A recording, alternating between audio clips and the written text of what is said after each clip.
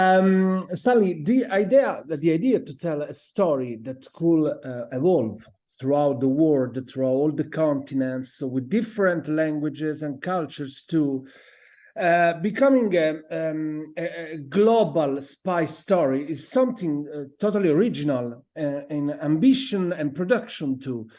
Did you feel to be part of such giant production where you were on set playing your character, Bernard?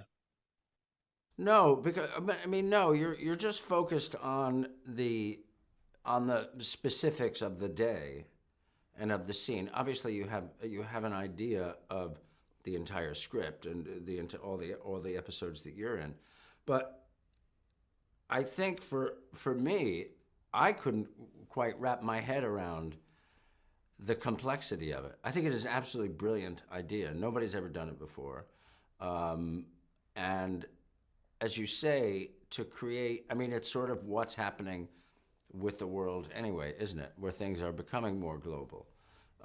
So to take that and translate it into a television series uh, is kind of amazing. So did I really have an understanding of it? No, and I still don't have an understanding of it. But I guess I will when I see it. Stanley, there is a lot of Italy in this movie too. The beginning of the first episode, in the train is in Italy. The character speaks a little in Italian too.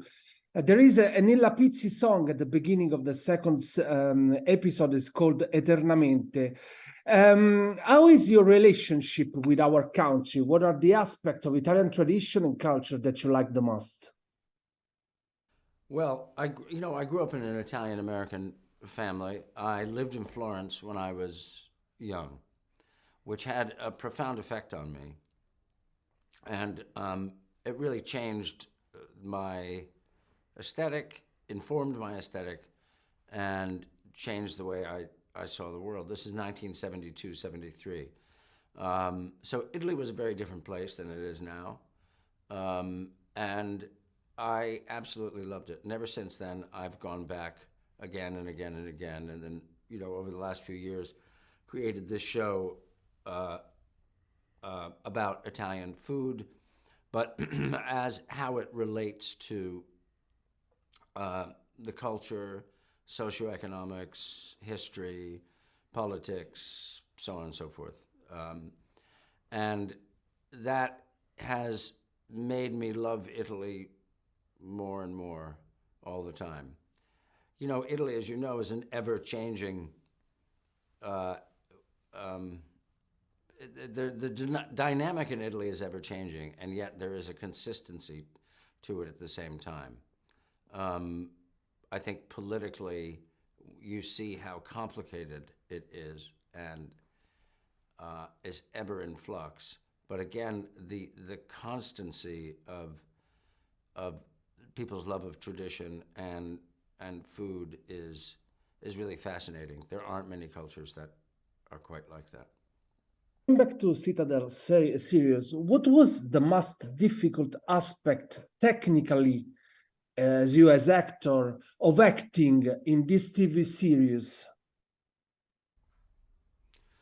I think it's very complicated. It's very complicated plot wise, and the to to try to explain it and have the audience really understand what's going on, I think was probably the most complicated part for everyone. And it's a huge series. I know Richard and Priyanka had to do so much physical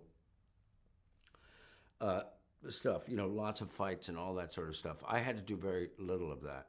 I got to sort of hang around behind a computer a lot, or sit in a car and drive, which was good for a person my age.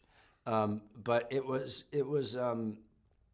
I think the hard part of any job is just keeping it truthful and making sure that no matter what the genre, that that it's as truthful as possible, whether it's a farce or a spy thing or whatever. It doesn't matter.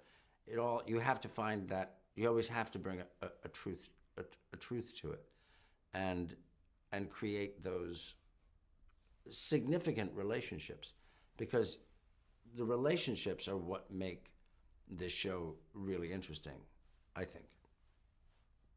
In my opinion, another interesting and original aspect of Citadel is that the audience has the chance to see the story not only from the American point of view and a Western point of view, but through the eyes of all the cultures all over the world. Are you agree with me?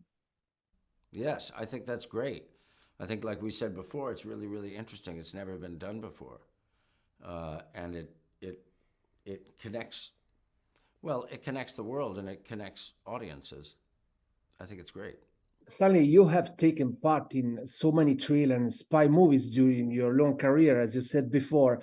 Are you a fan of spy stories? Do you like spy story books and spy story movie as a viewer? Yes, I love them. I was obsessed with the James Bond movies when I was a kid, and I still am. I'm always I still feel like a kid when I go to see them, and I'll watch them over and over again.